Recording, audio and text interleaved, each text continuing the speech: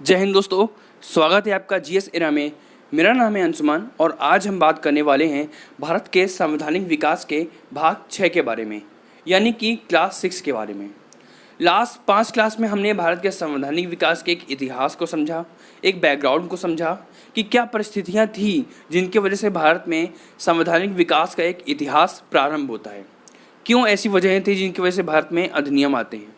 हमने कंपनी के अधीन आए हुए अधिनियमों के क्रम में एक करके सारे अधिनियमों को समझा। इसके पश्चात हमने क्राउन के अधीन आए हुए अधिनियमों को हमने देखा। हमने 1858 के अधिनियम, 1861 के अधिनियम एवं 1892 के अधिनियमों को एक ऐतिहासिक पृष्ठभूमि को समझते हुए देखा। लास्ट क्लास में हमने 1861 एवं 1892 के अधिनियमों के बारे में चर्चा की थी, जहां हमने देखा था कि भारत में जो केंद्रीय विधान परिषद हैं उनमें सदस्यों की संख्या में वृद्धि की जाती है। भारत में विभागीय प्रणाली का प्रारंभ किया जाता है। साथ में हमने देखा कि आईपीसी भारत में लागू की जाती है। 1892 के अधिनियम में हमने देखा कि पुनः भारत में जो विधान परिषद थी उनमें सदस्यों की संख्या में वृद्धि की जाती है। साथ में अप्रत्यक्ष चुनाव एक तरीके से प्रारंभ किया जाता है। साथ में पूरक प्रश्न पूछने के लिए अधिकार नहीं, लेकिन बजट प्रक्रिया में सम्मिलित होने का एक अधिकार भारतीयों को दिया जाता है। यह हमने 1892 के अधिनियम के बारे में चर्चा की थी। आज हम क्राउन के अधीन आए हुए अधिनियमों के क्रम में 1919 के अधिनियम एवं 1919 के अधिनियमों के बारे में चर्चा करेंगे, जहां हम उनकी एक ऐतिहासिक पृष्ठभूमि को भी समझेंगे कि क्या ऐसी वजह थी या फिर क्या ऐसी घटनाएं भारत में हो रही थीं जिनका 1909 के अधिनियम एवं 1919 के अधिनियमों में प्रभाव पड़ रहा था। चलिए प्रारंभ करते हैं हम 1909 के अधिनियम के बारे में, लेकिन उसके पहले हम एक इतिहास को समझेंगे। हमने भारत में देखा कि धीरे धीरे भारत में एक राष्ट्रवादी दल का उदय हो रहा था।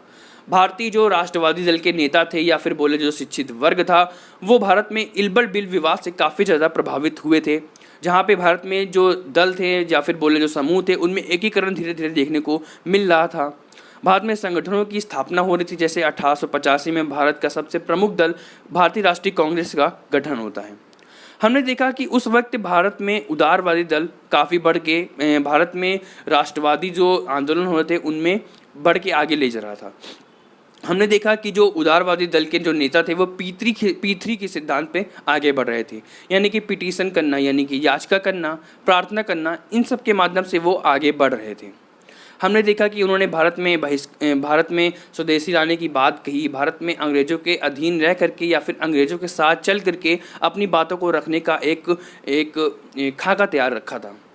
लेकिन यह चीज़ लंबे समय तक नहीं चल सकी, क्योंकि किसी भी समूह में देखने को मिलता है जहां एक तरफ उदारवादी रवैये के लोग होते हैं तो वहीं दूसरी तरफ उग्रवादी रवैये के भी लोग होते हैं।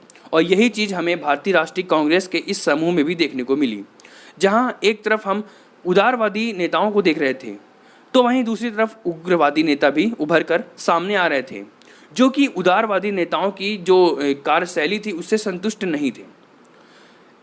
1899 में भारत में वायसराय के रूप में लॉर्ड कर्जन आते हैं, जिन्होंने 1899 से 1905 तक भारत में अपनी सेवा दी।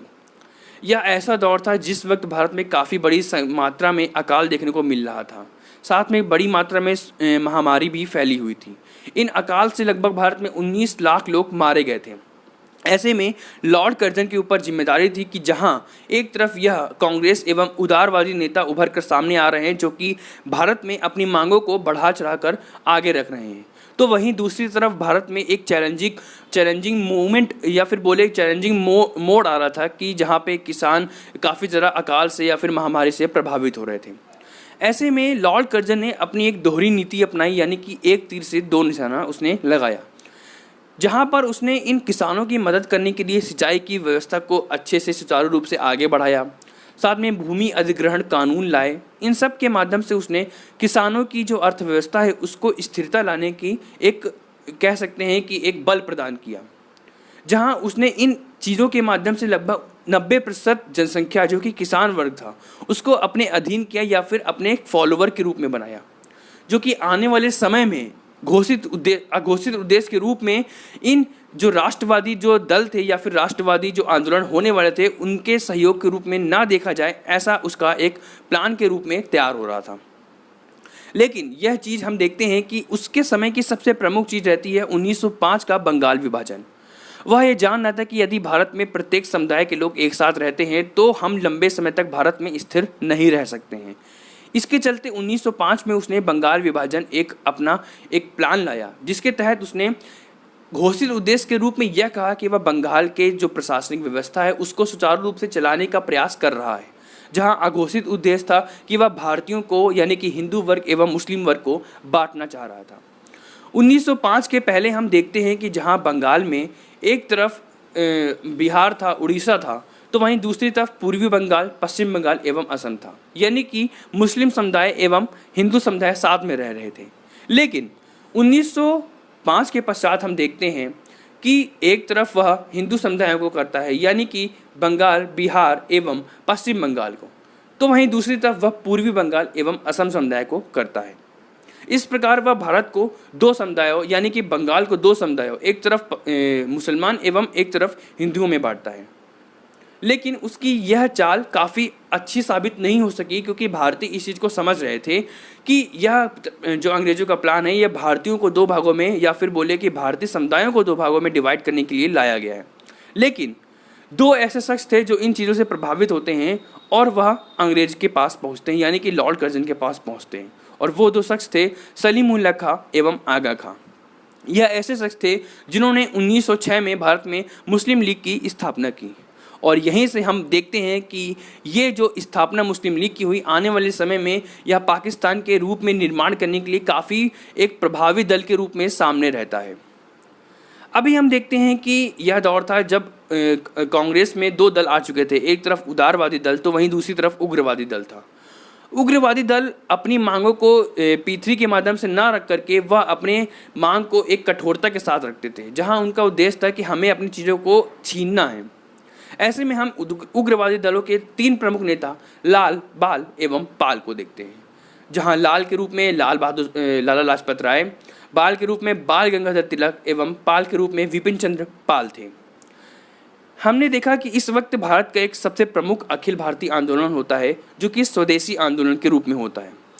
स्वदेशी आंदोलन के माध्यम से इन उग्रवादी नेताओं ने अपनी मांग को रखा कि वह भारत में बहिष्कार के माध्यम से भारत में आत्मनिर्भर बन करके भारत में स्वदेशी ला करके भारत में आज़ादी लाएंगे, यानी कि स्वराज लाएंगे। लेकिन ऐसा देखने को नहीं मिलता है, क्योंकि अंग्रेज़ों ने इस आंदोलन को काफ़ी उग्र तरीके से दबाने का प्रयास किया।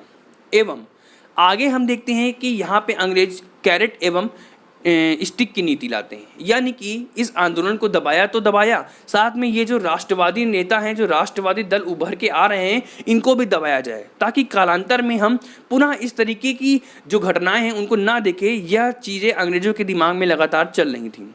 ऐसे में प्रलोभन के रूप में जहां उन्होंने 1909 का मौल्य मिंटो अधिनियम या फिर बोले भारत परिषद अधिनियम लाते हैं, तो वहीं 1908 में भारत सुरक्षा अधिनियम लाते हैं। हमें पढ़ना है 1909 के माल्य मिंटो अधिनियम के बारे में। 1909 में माल्य मिंटो अधिनियम को हम देखें तो यहाँ पर भी अंग्रेजों ने सबसे प्रमुख काम या फिर बोले कि सबसे पहला काम किया कि केंद्रीय विधान परिषद एवं प्रांतीय विधान परिषद में धीरे धीरे पुनः सदस्यों की संख्या में वृद्धि की। जहाँ केंद्रीय विधान परिषद में हम देखते हैं कि सदस्यों की संख्या में 16 से 60 कर दिया गया। हम देखते हैं कि यहाँ पर जो भी भारतीय रहते हैं उनको प्रत्यक्ष मतदान करने का एक अधिकार दिया गया है, जो कि हम 1892 में अप्रत्यक्ष रूप में देखते हैं। लेकिन यहाँ पे भी एक शर्त थी कि जो व्यक्ति 500 रुपये का कर दान देता है, यानी कि कर देता है, वही व्यक्ति इस मतदान में शामिल होगा। यानी कि अभी भी हम भारत में सार्वभौमिक मताधिकार के एक प्रणाली का अभाव देखते हैं। हमने देखा कि जहां उदारवादी नेताओं ने बजट प्रक्रिया में शामिल होने की बात रखी थी, वह प्रक्रिया लेकिन पूरक प्रश्न पूछने का अधिकार नहीं मिला था। इस अधिनियम के माध्यम से भारतीयों को बजट प्रक्रिया में शामिल होने एवं पूरक प्रश्न पूछने का भी अधिकार दे दिया गया। यानी कि प्रलोभन के रूप में ये तीन प्रमुख कार्य किए गए। लेकिन एक ऐसा काम जिसने भारत में आने वाले समय में पाकिस्तान की नींव को एक मजबूती प्रदान करने का काम किया, और वह था पृथक निर्वाचक मंडल। अब ये पृथक निर्वाचक मंडल क्या है? 1909 के अधिनियम के माध्यम से अंग्रेजों ने मुस्लिमों के लिए पृथक निर्वाचक मंडल का प्रावधान रखा। इस पृथक निर्वाचक मंडल के माध्यम से अंग्रेजों ने मुस्लिम कैंडिडेट, यानी कि ऐसा कैंडिडेट जो मुस्लिम समुदाय का है और उसको वोट देने की जो भी जनता होगी वह उसी वर्ग के ही होंगे, यानी कि इसको उदाहरण स्वरूप समझे तो किसी ज़िले में यदि कोई एक मुस्लिम कैंडिडेट खड़ा होता है तो उसको वोट देने वाली जो जनता होगी वो भी उसी समुदाय से ताल्लुक़ रखेगी। ऐसे में हम देखेंगे कि वह कैंडिडेट, वह उम्मीदवार जब कल को अपने पद पर आता है तो वह केवल उन्हीं समुदायों के हितों के बारे में ही सोचेगा जिसने उसको वोट दिया है, ना कि संपूर्ण समाज के बारे में। और यह अंग्रेजों की नीति फलीभूत होती है, यानी कि उन्होंने पृथक निर्वाचक मंडल से भारतीयों को एक तोड़ने का प्रयास किया, जो कि आगे हम 1947 के बाद सफल होते हुए भी देखते हैं। 1908 में जहां दंड के रूप में अंग्रेज भारत सुरक्षा अधिनियम लाते हैं, जिसके माध्यम से इन्होंने भारत में उभर रहे जो नेता होते हैं, राष्ट्रवादी दल होते हैं, उनको पूरी तरह दबाने का भरसक प्रयास किया। ऐसे में 1909 के बाद में भारत में राष्ट्रवादियों का अभाव देखने को मिलता है। तब यह दौर था जब भारत में जो भी आंदोलन होते हैं वह फिर वैश्विक स्तर पर, यानी कि विदेशों में रहने वाले भारतीयों द्वारा भी संचालित किए जाते हैं। ऐसे में हम भारत में गदर आंदोलन का प्रारंभ देखते हैं। हम आगे देखते हैं कि 1916 के समय भारत में बाल गंगाधर तिलक एवं आयरलैंड की एनी बेसन ने मिलकर के होम रूल लीग की स्थापना की, जिन्होंने भारत में राष्ट्रवादी चेतना को जगाने का बहुत बड़ा प्रयास किया, क्योंकि बाल गंगाधर तिलक खुद में ही एक बड़ा नाम थे। यह जो दौर था ये हमने भारतीय राष्ट्रीय कांग्रेस के उदारवादी एवं उग्रवादी दौर को देखा, साथ में हमने 1909 के अधिनियम को समझने का एक इतिहास समझा। अब हम भारत में एक ऐसा दौर को लाते हैं या फिर ऐसे दौर को देखेंगे जो भारत में आज़ादी के लिए सबसे प्रमुख दौर के रूप में देखा जाता है, जो कि गांधीयन युग यानी कि गांधी युग कहलाया। गांधी जी भारत में आते हैं, उन्होंने 1 साल का ब्रेक लिया, यानी कि 1 साल भारत में उन्होंने भ्रमण किया, भारतीयों को समझने का प्रयास किया, और उसके बाद उन्होंने अपना 1917 का पहला आंदोलन चंपारण आंदोलन किया।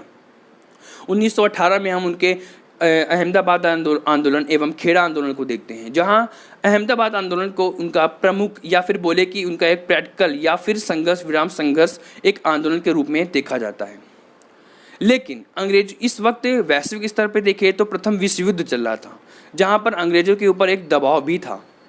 हम आगे देखते हैं कि 1919 के दौर में भारत में जलियांवाला बाग कांड होता है, या फिर उसके पहले रॉलेट एक्ट आता है, जिसने भारतीयों को काफ़ी बड़े स्तर पर दबाने का प्रयास किया। ये भारतीयों पर एक या फिर बोले भारत के इतिहास की एक ऐसी घटनाएं हो रही थी जो कि आने वाले अधिनियमों में या फिर जो भारत में जो राष्ट्रवादी चेतना था उनको उभारने का भरसक प्रयास करने वाले या फिर आग के रूप में काम करने वाली घटनाएं घटित हो रही थी। रॉलेट एक्ट आता है, भारत में जलियांवाला बाग हत्याकांड होता है, जिसके माध्यम से भारत में कई सारे भविष्य के राष्ट्रवादी नेताओं का जन्म होता है, जैसे भगत सिंह या फिर बोले कि चंद्रशेखर आज़ाद। यानी कि ये जो राष्ट्रवादी नेता होते हैं, इन्होंने भारत में इन आंदोलनों को आगे चलाने का एक प्रयास किया, जो कि भगत सिंह थे या फिर चंद्रशेखर आज़ाद थे, लेकिन वो हम आगे देखेंगे। अभी हम देखते हैं कि ये जो घटनाएं हुई थी, भारत में रॉलेट एक्ट आया, फिर जलियांवाला बाग हत्याकांड हुए, इनकी वजह से भारत में राष्ट्रवादी चेतना का एक उभार तो हो ही रहा था। साथ में अंग्रेजों ने इन भारतीयों को रोकने के लिए पुनः 1919 का एक अधिनियम लाया, जिस अधिनियम को हम लोग मॉन्टेग्यू चेम्सफोर्ड अधिनियम कहते हैं, जहाँ पर मॉन्टेग्यू भारत के सचिव के रूप में तो वहीं चेम्सफोर्ड भारत में वायसराय के रूप में देखे जाते हैं। 1919 के अधिनियम में जो प्रमुख काम हुआ वह फिर हम देखते हैं कि भारत में केंद्रीय एवं जो प्रांतीय विधान परिषद थी उनमें सदस्यों की संख्या में वृद्धि की गई।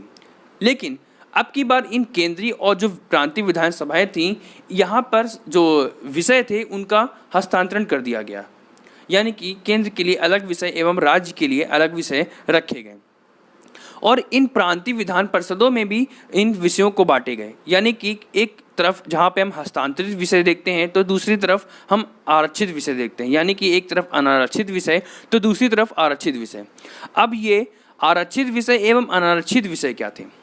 आरक्षित विषय के रूप में अंग्रेजों ने अपने पास कुछ प्रावधान रखे, कुछ शक्तियाँ रखी, जैसे राजस्व है, वित्त है, आपका सैन्य है। ये सारी जो प्रमुख चीज़ें होती हैं, इसके लिए इन्होंने शक्ति का जो कंट्रोल था वह अपने पास रखा।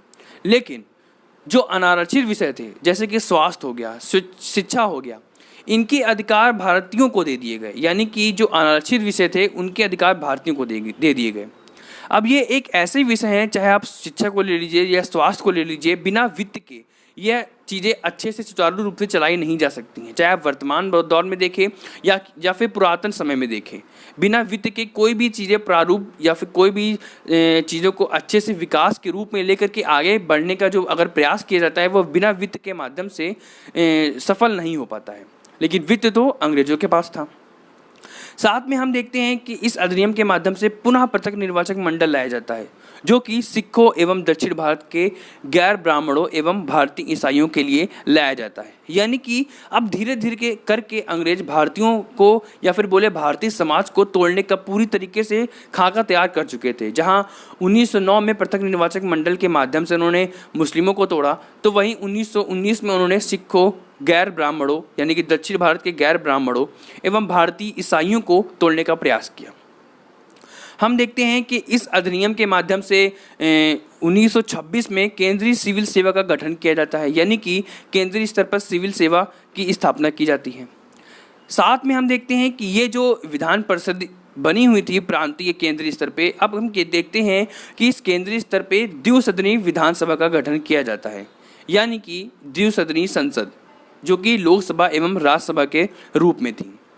तो 1919 की यह प्रमुख घटनाएं थीं, जिनमें हम एक इतिहास को परिलक्षित रूप में देखते हैं या फिर बोलते हैं कि जो इतिहास होता है उसका एक जो साया था वो हम इस 1919 के अधिनियम में देखते हैं। तो आज हमने 1909 के अधिनियम यानी कि मॉर्ले मिंटो अधिनियम एवं 1919 के अधिनियम के बारे में, जो कि मॉन्टेग्यू चेम्सफोर्ड अधिनियम था, जो कि बहुत ही प्रमुख अधिनियम है जिनसे लगातार क्वेश्चन बनते ही रहते हैं। साथ में हमें इतिहास को समझने की एक कोशिश की, ऐतिहासिक पृष्ठभूमि को समझने की कोशिश की कि किस तरह भारत में उग्रवादी उदारवादी नेताओं ने काम किया, साथ में किस तरह भारत में कैरेट एवं स्टिक की नीति अपनाई जाती है, साथ में किस तरह गांधी जी आते हैं और गांधी जी के समय में कौन कौन से प्रमुख घटनाएं होती हैं जिनका असर हमें 1909 और 1919 के अधिनियम के देखने को मिलता है। नेक्स्ट क्लास में हम बचे हुए दो अधिनियमों के बारे में चर्चा करेंगे, यानी कि 1935 एवं 1947 के अधिनियम के बारे में। यानी कि हमने भारत के संवैधानिक विकास को समझने के लिए लगभग 7 क्लासों का सहारा लिया है, 7 क्लास बनाई हैं। यदि आप इन 7 क्लास को अच्छे से पढ़ते हैं, अच्छे से समझते हैं, तो आने वाले किसी भी एग्ज़ाम में आप इन संवैधानिक विकास से संबंधित कोई भी क्वेश्चन होते हैं उनको आसानी से टैकल कर सकते हैं, उनको आसानी से सॉल्व कर सकते हैं। तो इससे संबंधित जो भी डाउट हो वो आप कमेंट सेक्शन में बताइएगा। नेक्स्ट क्लास में हम 1935 के अधिनियम के साथ मिलते हैं।